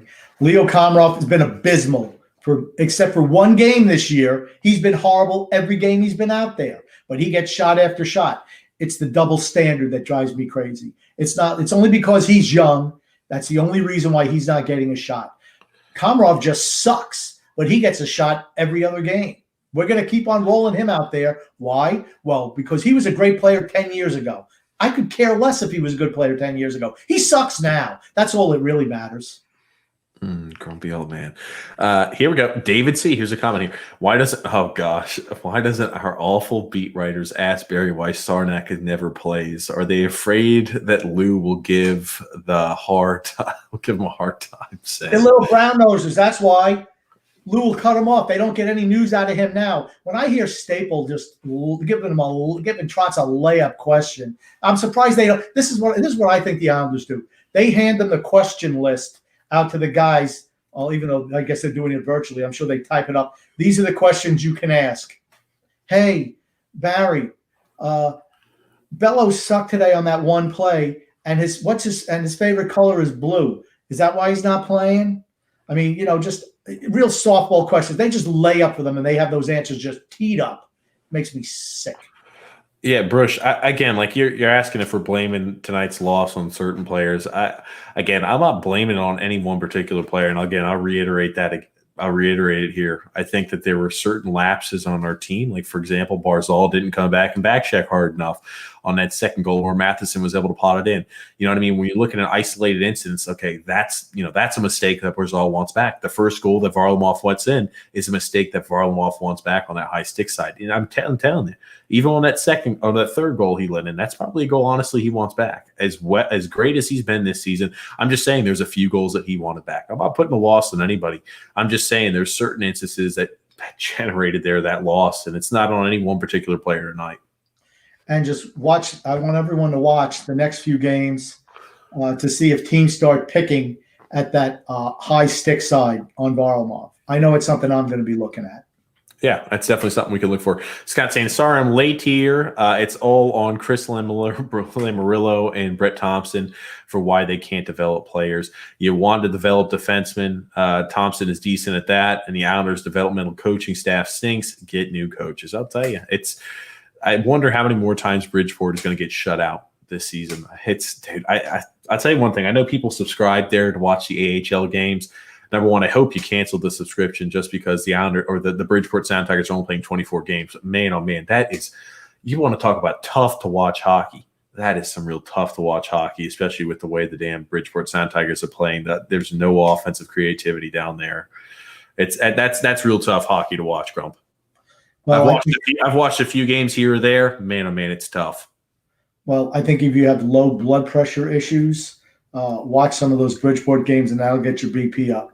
Well, hold on. Maybe it's like this. It's like, when you go to see like a lesser college or like a high school game, you don't really expect a lot. So maybe that's the expectation you have to go in. That's not the expectation I went with a few times. I mean, again, I've seen a few AHL games live and everything like that too. And always the biggest distinguishing factor for me, at least that I've noticed, is the people that are able to skate. Those are the people that really excel down there in the A, at least in my opinion. Whenever I watch an AHL game or a juniors game, I look at individual players, particularly guys who are affiliated with the Islanders, who have a future. I don't watch any of the old garbage, the Tanner Fritzes, the whatever junk they throw out there for most of these lines. But I would watch Casper, and he pissed me off. But those are the type of players I like. A Koivula, if he's playing down there. I want to see those guys, the guys who have a shot, who are young enough where they could contribute to the team in some way. And those are the guys that I like to watch and see how they develop, if there's any skill set that they have that others don't. Those are the type of things I look for. Honestly, I don't care if they win or lose, but I do want to see individual players succeed. We're talking here. We got a few here, and it's funny, Grumpy. This is all about, you talked about the beat writers. David C. saying here, our beat writers are garbage. Never once did they ask Lou why he failed at acquiring a top six forward. And before you comment here, Grumpy, got a few more. Bruce saying, if any beat writer asked a question, they would be fired on the spot. Vinny Smith also saying the beat writers are awful. They refuse to see Bailey has not scored a power play goal in over 50 games. Yeah. Well, like I said, all the media is the same. Like I said, Bailey had a couple of good games. He's got a bunch of assists. Like he's got 5 assists now in 7 games. And now they're pumping. Oh, Josh Bailey, look, he's so smart. If I idea how freaking smart that guy is, I mean, maybe he is smart. You know what? Then coach, because you can't play. Grumpy. Kevin B saying, most underrated Islanders podcast, no cap Grumpy. I'll tell you, Grumpy is exactly what he feels comes right out of his mouth. That's right. So I'll tell you one thing. I always worry. It's like one of those things with Grumpy Old Man. When he starts speaking and he starts getting on a roll, I'm really worried what's going to come out of your mouth next, Grumpy, because you're so spontaneous. It's literally anything that comes in your head. And it's just like a lot of times I'm either left laughing or I'm just left in. Sometimes you do bring up a lot of profound points, though, Grump. What can I tell you? I'm here for entertainment and intelligent purposes only, both. Grumpy Old Man. I'm just gathering here. Thank you for that, by the way, Kevin. Yes, thank you, Kevin. We do appreciate it here. Brush saying, obviously, Grumpy has never gone to or seen a Bridgeport game in person either, I guess. Right. I've seen quite a few Bridgeport games. I don't see them. Again, like I used to watch Bridgeport when they played the area I lived in, when they played that local AHL affiliate. Never went to a home Bridgeport game, but I'd watch them when they'd come into town, though. I remember used to watching some real old-time Bridgeport games, it feels like, with the host sayings back when he was young, too, Grumpy Old Man. Oh, wow, we're ticking back the clock. Yeah, I haven't been to any Bridgeport games this year, and I don't plan to. Well, with COVID, where you can't. So. Yeah, but, I mean, like I said, I haven't watched a Bridgeport game this year at all. It sounds like I haven't missed much, but I have watched them online on numerous times, just not this year, though. Not with the Islanders schedule the way it is. I don't have time to watch Bridgeport games. Well, they're at 1:00 in the afternoon. The thing is, I get to watch a few of them though, because I just like put them on at lunch hour like that. So I do enjoy that a little bit. Grump. Bill Brady saying Wallstrom plays better every game, and again, I think he's starting to find his groove and his stride there a little bit. Oh, he's got Oliver Wallstrom there in his little profile picture. So again, obviously a big Oliver Wallstrom supporter here.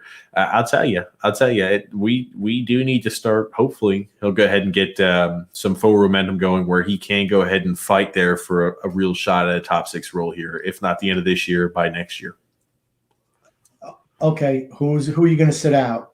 You're going to have the same issue that you have every year. You have all these guys on the top two lines signed to long-term deals. Every single one of them. with the exception of Bavillier, right?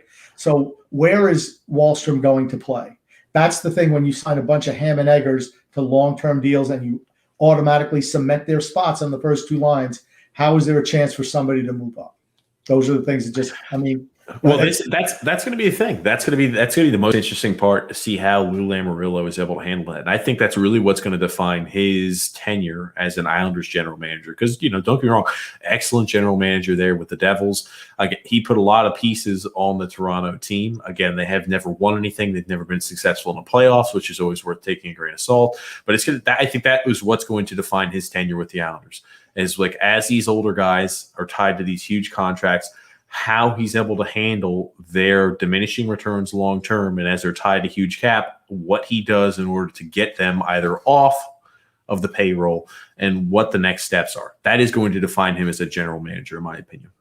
Well, you look at his, and he was really good when he was with the Devils, absolutely. For certain. But you look at him, and you look at Toronto, and you look at the Islanders when he was a GM. At Toronto, all offense, built on young players, but could never manage, no matter what, with all the talent he had, could never manage to pick up anyone who played defense. Never, ever. That's why they lost every year to Boston in the first round. Boston was too physical and wore them out on the defensive end. And he comes to the Islanders, all defense, no offense, and he can't do anything to improve the offense. It makes me question him as a GM at this stage of his career.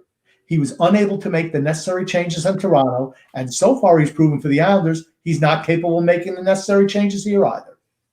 We'll see. We'll see on that one. Again, we've seen, I like to take everything with a grain of salt and play devil's advocate. We have seen production and an upward trajectory in the playoffs the last 2 years. I'm not saying it's going to result in a Stanley Cup grumpy, so hold your horses before you get angry, I'm sure, here. I'm just saying we have seen that upward trajectory there. So maybe if things do continue, hopefully you can make the Stanley Cup finals. I don't think that's happening this year. There's a lot. I'll tell you one thing. It all depends on how that 50 or that 12 game stretch goes there in late March to early April. I'm talking about team building. As a general manager, when you see a weakness in your team, like with Toronto, no defense for years and years and years, and he did nothing, absolutely nothing to make that better. Didn't even try. And then he comes here. He did try. He did draft some defensemen that just didn't pan out.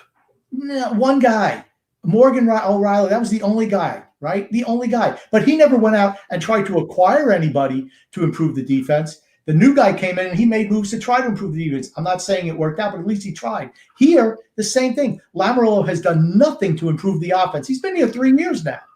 He did. Okay, Jean-Gabriel Pageau did help improve the offense, but nothing to improve the top six. Sure. That's where your goal scoring comes from, is your top six. And he's done nothing. And 2 years ago, he admitted it. We need to improve our top six. We need to improve our goal scoring. Well, what have you done? Because that is a valid question, and nobody asked it in the media. What have you done as the general manager from when you said 2.5 years ago, we need to improve our offense? What have you done as the GM to improve our offense in 2.5 years? And don't tell me J.G. Pageau, he's a third-line center. What have you done? You've crippled us salary cap-wise by signing guys like Average, Eberle, and Nelson to long-term deals, signing the $6 million man this offseason. Who knows what you're going to do with Casey Zizekas? You need high-end talent on this team. And until you get it, you're not going to improve the offense. If you sign Casey Zizekas back, is he going to improve your offense? No. Gotcha, you're grumpy. If they plan on rebuilding, Eberle would get us a first this season. Again, I'm talking more off-season if they were to do anything like that. I'm just saying if they were thinking about trying to change things up, because let's look at it like this. If they don't make the playoffs this year, I don't think you can roll out next season and say, we're just going to roll the same exact cast and crew minus one player that we lost in the expansion draft from last year. You can't continue to roll out the same thing if it's not going ahead and really making you a legitimate Stanley Cup contender, in my personal opinion here, Grump. Do you remember, TJ, when you asked me what we were going to do in the offseason, and what did I say? This before Nothing. the offseason? Nothing. We did bring in a few guys, but we just haven't used them. Okay. So in other words, we've done nothing. We've done nothing to noticeably increase the talent level on his team. Picking up a guy like Zarnak, he's not a first-line player. He's not a second-line player. Matter of fact, he doesn't play for us at all. But somehow we managed to roll him. We managed to make a deal. And that's our big deal for the offseason, picking up Timashov, Timidshov, we picked him up. He's done nothing. I knew we weren't going to do anything. He's really, with the exception of last year's trade deadline when he picked up Pajot and Green and overpays for both, he's done nothing in his tenure as GM. I don't want to hear that he brought in the $6 million man. It doesn't matter. I mean, it is what it is. But like I said, for me, I'm just kind of disappointed in the direction that we're going. I just don't see it as something that's going to result in a Stanley Cup championship. We just get older every day. And that to me is very, very frustrating. Now, I don't know if TJ just disappeared, probably because he couldn't take the intelligence from the grumpy old man, but that's fine because I'll just keep on talking. It never really matters to me. And the only thing is now, see, I get to see some of the comments, but not the ones TJ picks out. So I'm just going to pick out the ones that make me look good. Scott Levy says, Grumpy has a fan base called Grumpy's Groupies. Well, you know something? I think that's fantastic. I love it. Scott, thank you very much. David Cutler says, Grump is my therapist. I like that too. I'm always Grumpy, you're not Grumpy. What were you doing? You're reading comments by yourself. What's going on? I thought maybe you had to go refill your water jug or something like that. So I'm just going to read comments. And here's the thing: the ones that make me look good, those are the ones I'm talking about. Oh, grumpy. You don't have to worry about it. I'll take care of all of that there for you. And again, too much business. We can't blow up this team. We have no young forwards to play now. I think there needs to be a slow retooling. And I've said this since day one when Lamoriello got here. I think we need to do a slow retool. I think we need to slowly phase guys out. 2 minutes pessimistic is 100% right. But if you continue to draft guys who are, projected to be third and fourth liners, how are you ever going to do that? You have to draft guys who have high-end talent. And so far, he's not shown, even when he's had the opportunity to do it, he hasn't done it. And that is frustrating for me as a fan. It really is. Bruce saying, thank God Grumpy is not the general manager, LOL. I don't know what Brush is talking about. I mean, I know I could do better than Lou could do right now. Lou's done nothing. I could do better than nothing. He said people talking about the team. That's all I could say. Here we go. And he's also saying here, too much pessimistic, they will sell out UBS the first year just due to the novelty, not due to the talent on the ice. Yeah, I think that's it. But you know what? You want people to come back, you're going to have to put out a better product. Yeah, I'll tell you this here, Grumpy. What does the grumpy old man think of Lake Tahoe debacle? You want to talk about – it's funny. I actually visited Lake Tahoe, I guess, in 2020. First time visiting there. Very, very nice, picturesque. And when I heard that they were going to be playing a game in Lake Tahoe, I mean, I could imagine, oh, man, that's something that, if there was no COVID, I would have loved to see something like that. It's a great scenery and everything like that. Why on God's green earth, grumpy old man, did they schedule that for an early game time? I mean, the sun was out, and it just made it impossible to keep the ice in good shape. I feel bad. Well, why? Why did they do it? Because they want to get the games on national TV. That's why. So they probably didn't think it was going to be an issue. I mean, there wasn't a cloud in the sky. Yeah. And I don't know if that's how it normally is in Lake Tahoe. I've never been there. But I feel bad for the NHL. I mean, it's a beautiful scenery. I saw no snow on the ground, and I'm like, uh-oh. And then they said the sun being so bright was causing problems with the ice. Kudos for them putting on, saying that they're going to postpone it till later today. I mean, that's all you could do. I mean, they made the best of a bad circumstance. I was about to say, Grump, I'll tell you this much. I've been there. It's exactly what you expect. It's dry. There's no humidity. Again, it's the furthest West Coast I had ever been, but there's no humidity. It's sunny, man. It is sunny all the time. But 90 degrees feels nice out there. It's odd because there's no humidity to it, Grump. That being said, though, I know they were trying to obviously – the idea was great. Execution just wasn't there. And again, it's unfortunate. It wasn't cold enough there during that time period. There's not a cloud in the sky. Oh, man. It's problems they often have with the outside games. You could schedule them so far out, but you never know what the weather conditions are going to be when it actually comes time to play the game. And it's just, you roll the dice and hope things work out for the best. And Brian B. saying, this is a 500 team. Check, please. Hey, you know what? I don't want to say that because I want people to come back every week to listen to us. So I'm not going to say that. Sorry, Brian. You can't get me to agree on that right now. Hold on. Grumpy, I like this comment from Joe H. saying, grumpy old man used to sell pretzels in a shopping cart at the Coliseum back in the 80s. Grump, were you selling pretzels back in the 80s at the Coliseum? I was buying pretzels off that shopping cart. But I was selling at those rock concerts. I was selling those knockoff T-shirts from the bands that used to come play. Oh, grumpy old man, where like they'd have a word misspelled or something like that. No, or like they just for $10 you get a shirt. You pay 25. Well, here's the thing. I don't know what the prices are now, but back then you pay $25 in the stadium, and you get one that looks just as good. Okay, maybe the shirt isn't as good. You wear it a couple times, it stretches out here. Not the best material, but they always look cool. And for $10, you sell one of those shirts as opposed to 25. That's what I used to buy those too. I'd always buy the cheaper ones outside as opposed to ones inside. You're a venture capitalist, Grump. You said you were selling them or just buying? Well, I'd buy them too. I didn't always sell them. Okay, venture capitalist here, Grumpy. How do you think I came up with the idea of selling them? I saw these guys making hand over fist on knockoff T-shirts, and hey, I'm buying them. I'm like, might as well get on the deal too. That was a long time ago. Long time. Too especially saying Islanders meet up with Grumpy one day. If you come to San Diego, you guys are invited to our meetup. There you go, Grump. Got a little meetup there in San Diego. We've been there. I've never been to San Diego. We've been there to the Islanders meetups there in Charlotte. I know, like, for the first game of the season, what was it now, like 2 or 3 years ago, Grumpy? I can't remember. We're not in Charlotte, in Raleigh, North Carolina, against the Hurricanes. I cannot even remember the result of the game. I just remember it was a crazy group of guys. And we won, and that piece of garbage Bailey scored the winner in overtime. I was sitting right there, and I saw the shot. First of all, I couldn't believe he shot it, and I'm like, holy crap, he actually scored. That's Bailey. Yep. Oh, goodness. It was wide open. I mean, it was wide. I would have been shot. I was surprised he shot. The net was wide open. I still thought he'd pass out. Phil's saying here, I predict we do make the playoffs over Pittsburgh. We beat the Bruins in the first round and the Caps after that. We'll be okay, guys. Bad luck tonight. Yeah, I was about to say, it's all about what the meat and potatoes part of the schedule looks like. That 12-game stretch over about like a month time period from mid-March to mid-April. That is going to determine what's going on with our season.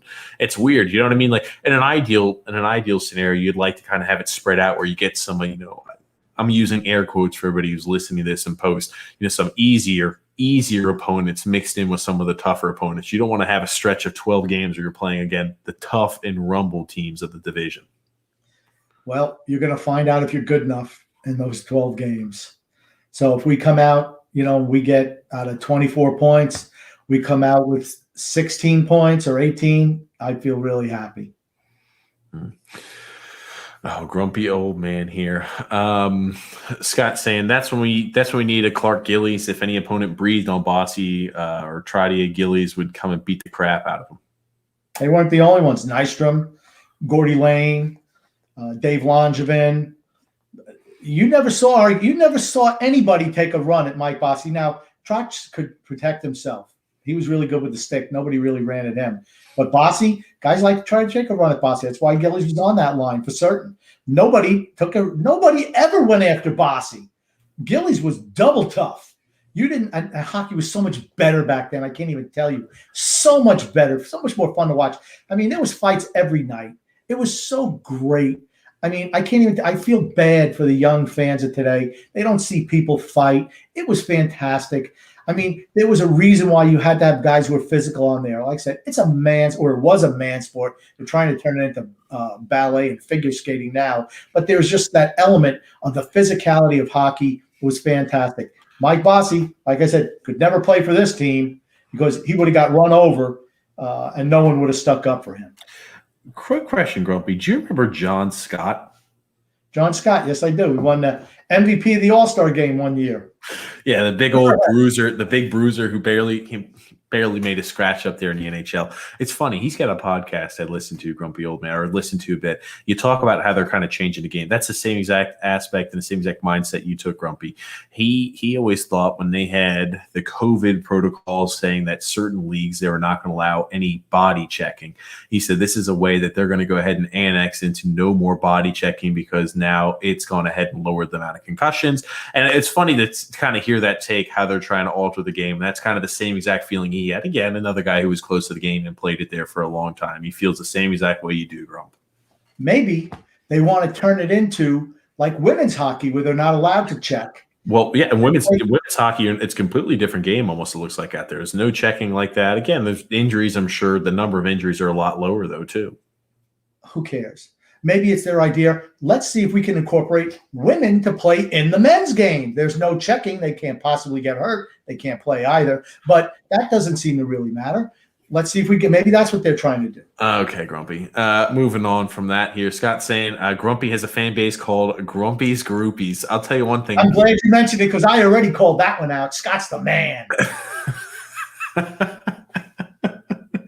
I'll tell you, Scott, and everybody out there, you got to make sure you don't inflate Grumpy's head too big. He won't be able to make it up to the bedroom tonight where he goes to sleep. Yep. And then I heard you earlier saying Grump is my therapist. Oh, grumpy old man here. Separated at birth, Grumpy and Bill Parcells. Bill Parcells was absolutely fantastic coach. Great. I love Bill Parcells. It's a funny story, right? Giants fan, right? I know some people, my brother is one, who he thought I should have been pissed when Bill Parcells left the Giants after they won their second Super Bowl. But I was never pissed at Bill Parcells that he didn't want to coach anymore, because without him, the Giants were absolute freaking losers for like years. From when I was a kid, rooting for the Giants when I was a kid was like rooting for the Islanders now before Parcells got there. They never won anything. They very rarely made the playoffs. When Ray Perkins came in as a coach, they made the playoffs one year, and that was big success. And then Parcells comes in, has a bad year. The next one he says, I'm going to do it my own way. And they win 2 Super Bowls. I was just ecstatic that we won 2 Super Bowls. When you root for a loser team for a long time, any success is like fantastic. So I could never blame him for leaving. Just like Tampa Bay Buccaneers, right? Perennial losers. Brady goes there, they win a Super Bowl now, right? Those people are going to be in seventh heaven for who knows. They're going to be talking about that win forever. Well, it's the same thing. I don't think New England fans are upset that Brady left, because, I think I'd be more upset with management that they let him leave. But it's one of those things where it's like, hey, we understand. Thank you for winning us that, 6 Super Bowls. And, well, Bill Parcells, I'll tell you what, he called it like he saw it. He did not mince any words. That's why I liked him. Grumpy old man. That's where you channel your inner Bill Parcells. Anthony F saying, you're right. We're getting older every day. Why don't we try a Wallstrom with Barzal line? Because that would be common sense. That's why. Here's the thing. He would be absolutely petrified to put Barzal and Wallstrom out there. They might actually create offense and not come back and play defense all the time.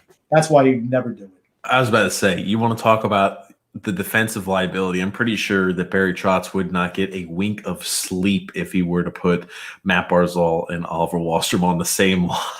Thinking about the defensive liability out there on the ice would kill him. Phil's saying, I love you both. Thank you there, Phil.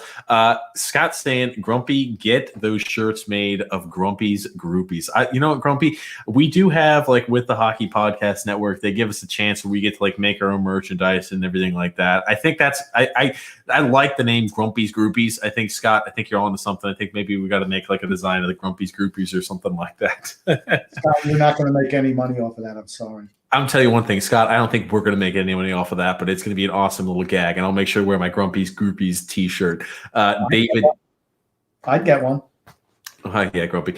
David C. saying here, McDavid has 37 points. He had 5 tonight. The Islanders all season long have 41 goals all season long. Again, Edmonton has their own issues. They're another team that doesn't play any defense. But, yeah, I can only imagine. If Connor McDavid played for us, he'd have 12 points. Well, how many does Barzal have? Do you know how many points he's got? Has he got 16, 18? I can't tell you off the top of my head, girl. Okay. I'll tell you what, he wouldn't have 37 points. I guarantee you that. And he probably would have been benched a number of times too because he didn't play enough defense. I was about to say, I wonder what the mindset with him, because Connor McDavid is one of those guys who's going to be one of those generational type players, and you think to yourself, okay, would he try to go ahead and make a circle or a weirdly shaped piece like a Connor McDavid into whatever square piece he wanted, into a square, fit it in the square hole? I mean, if he hasn't proven that to you after watching him coach for 3 years, then you ain't been paying attention. Matt Barzal, Grumpy Old Man, has 15 points, I believe, Grumpy. So, yep, here we go. Too much specimen saying the outdoor games are a gimmick to me. Tahoe is a bit of a novelty, but they have to stop these. And he says, gimmick on the ice is never good. Gimmicks as the ice is never good, and the weather is a gamble. That is true. I will tell you, there are those rare good games where it's snowing out there too, and it's like it's not snowing enough to where it's making the ice completely choppy and unable to skate on the ice and everything like that. Those are like the rare ones where it's like, oh man, this is exactly what I imagined. It's almost like that pond hockey-esque type of play. The best outside game I ever saw was in the movie Mystery Alaska. It was a great movie. Watch it. Everyone should watch it. It was good. Russell Crowe was in it. Hank Azaria. Yeah. I was gonna say I've seen Mystery Alaska, Grumpy Old Man. Good movie, Grumpy. Right about around 2 hours, Grumpy. A loss. Again, we'll hopefully survive. We'll recruit. We've got an interesting 3 games coming up, and then we have a very, very, very friendly part of our schedule coming up, Grumpy Old Man. We're playing the Sabres 3 times and the Devils 3 times over a 7-game stretch, and then we have a very, very tough stretch against the big nasties in our division, Grump. Yeah, and on the positive side, we played really well today. So, that's just the positive of the game. I mean, we lost, yes, but we played really well today. And honestly, I haven't seen Pittsburgh play as good a defense as they have in the last 2 games in a long, long time. Well, Grumpy, here's my question for you. I want your prediction. We play the Sabres on Monday. What is your prediction, Grump? Win. I predict we win. I also predict a W. I predict 2 points. So, Grumpy Old Man, you and I are in unison. Thank you, Grumpy, so much for being a part of the podcast, as always. My pleasure. And thank you so much, guys, for listening here to the live stream and listening to the podcast. Again, we like being able to interact there with all the listeners there of the podcast, either on the live stream, and even if you want to go ahead and leave comments there, if you're watching on YouTube or if you're watching anywhere else, again, we'll always make sure to respond to those there. We do like it and to respond live time there with your comments. I know Grumpy loves that very much as well. Absolutely. Well, thank you so much again, Grump.